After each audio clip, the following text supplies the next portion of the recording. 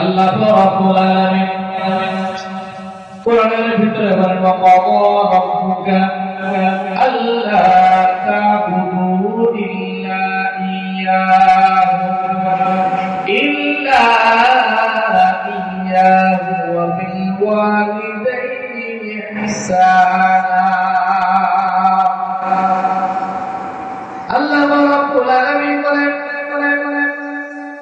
আমাদেরকে দুনিয়ার মধ্যে প্রেরণ করেছেন শুধু আল্লাহ রাব্বুল আলামিনের ইবাদত করার জন্য। এই আয়াতের মধ্যে আপনি যদি একটা উদাহরণ আপনাকে বোঝানো যায়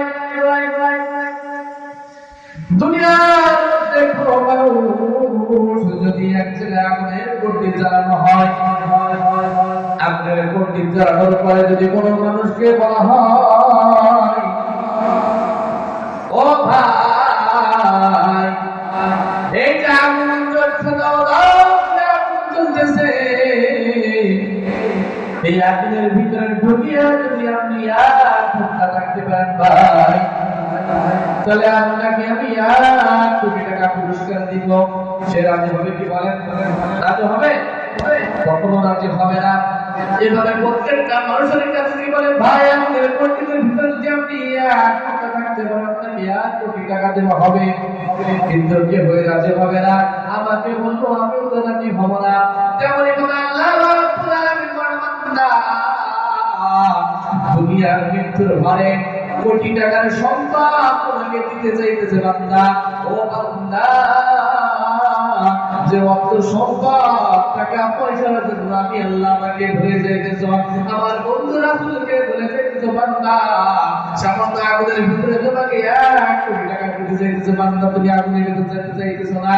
কাল কঠিন কিয়ামতের ময়দানে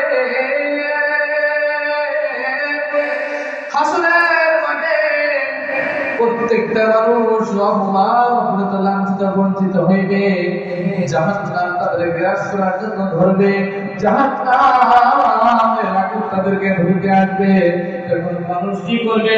ও বান্দা দুনিয়ার সামান্য আগুনের ভিতরে যাইতেছে তোমার টাকার বিনিময়ে, তুমি দুনিয়ায় যে আমল আখলাক করতেছ না, নামাজ কালাম করতেছ না, ইবাদত করতেছ না, মৃত্যুর পরে তোমাকে জাহান্নাম যখন গ্রাস করবে বান্দা, তখন তুমি জাহান্নামের ভিতরে কিভাবে যাবা?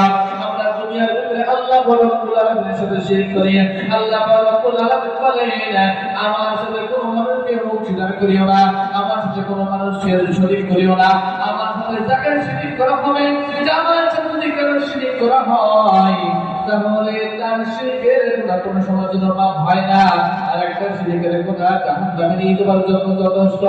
তেমনি ভাবে আল্লাহ রাব্বুল আলামিন কোরআনের আগে কোন জায়গাটা পড়াতে আয়াতের ভিতরে বলা হয়েছে ওয়াকাদা রাব্বুকা আল্লা তা'বুদু ইল্লা ইয়্যাহু ওয়া বিল ওয়ালিদাইনি ইহসানা। ও বান্দা দুনিয়ার মানুষ গান বাজনা নিয়ে পড়িয়াছে, বড় ভাই যদি বাড়ি 32 ইঞ্চি টিভি নিয়ে আসে, ছোট ভাই থেকে আমার বড় ভাই 32 ইঞ্চি টিভি নিয়ে আসে, তেমনি ভাবে ছোট ভাই থেকে বড় ভাই বেশি ইঞ্চি টিভি আমাকে আনতে হবে। বড় ভাই যদি বড় বিল্ডিং বানাতে থাকে, ছোট ভাই যত বড় বিল্ডিং বানাতে যায়, তেমনি ভাবে তুমি আর পাল্লা পাল্লি দিতে যায়। তেমনি আল্লাহ রাব্বুল আলামিন আমরা আল্লাহ রাব্বুল আলামিনের ইবাদত করি না, গান বাজনা নিয়ে নকশবি আমরা পড়ে থাকি। গান বাজনা যখন হয় একজন মানুষ হিন্দি গান শুনতেছে, তাকে বলতে দাদা এই যে হিন্দি গানটা হইতেছে, হিন্দি গানটা আপনি বুঝতেছেন? বলে না বুঝি না, কিন্তু তালে তালে আমি শুনি আমার মজা লাগে, ঠিক কিনা? গাও বাংলা দেশে গাও, তবে ইচ্ছে বাজনা গাও, মন চাহিলে গে জাহান্নামে যাও, ঠিক কিনা? গাও বাংলা দেশে গাও, তবে ইচ্ছে বাজনা গাও, মন চাহিলে গে জাহান্নামে যাও।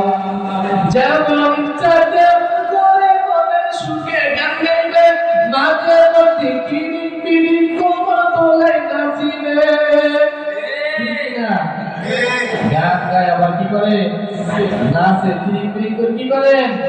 নাচে গাও বাংলাদেশ গাও তবে ইচ্ছে মতন গাও মন চাহিলে নেচে কেউ জাহান্নামে যাও আর ভালো লাগে বুঝি তাই এত নাচানাচি এত কেন নাচানাচি জাহান্নামে যাও আরে ভালো লাগে বুঝি তাই এত নাচানাচি আরে এত কেন নাচানাচি জাহান্নামে যাও তবে মুসলমানকে মানতে হলে কোরআন হাদিসের সীমানা এই সীমানা লঙ্ঘন করলে জাহান্নামের ঠিকানা যদি নাহি মানো নাহি ওপর কেন জেনে শুনে নিজের কলম জাহান্নামে দাও জেনে শুনে নিজের কলম জাহান্নামে দাও গাও বাংলাদেশ গাও তবে ইচ্ছে মতন গাও মন চাহিলে নেচে জাহান্নামে যাও